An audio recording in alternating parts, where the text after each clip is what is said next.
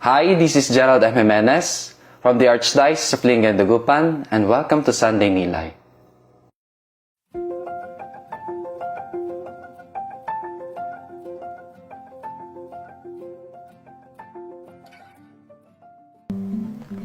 What is your greatest dream in life?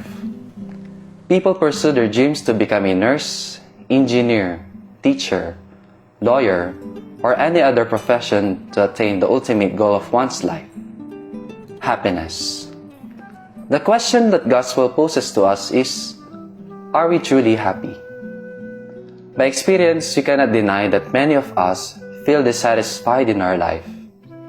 In these moments, we often ask ourselves, is this all?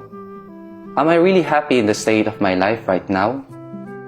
The Gospel calls us to find meaning and happiness, not in the world, but in heaven. Worldly happiness makes us all dissatisfied, discontented, unfulfilled. In today's Gospel, Jesus Christ is teaching us the true quality of what happiness and blessedness means. Happiness and blessedness are attained in holiness, to become holy. And how one becomes truly holy?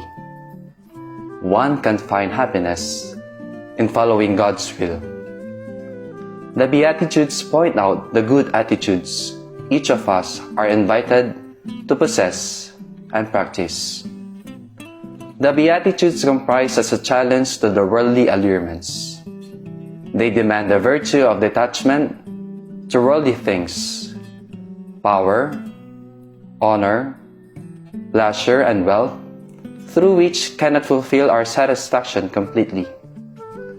The orientation of the Beatitudes is not the self, but God, who is the origin and end of all earthly life.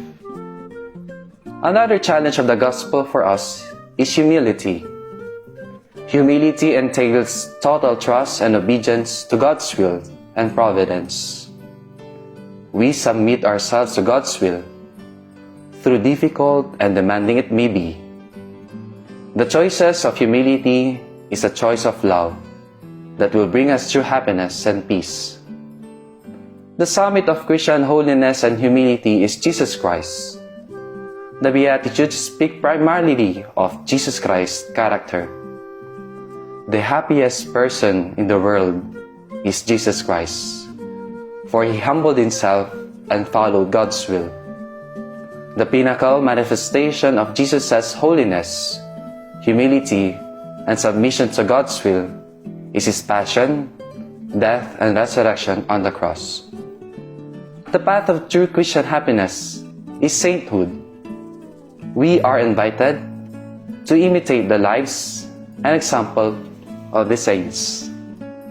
Unreservedly followed Christ by their performance of God's will, radical detachment from worldly passions, satisfactions, and pleasures, and total submission and humility to the challenge of Christian discipleship. Each of us is called to be God's friends. The life of a saint is happiness in holiness through the way of humility.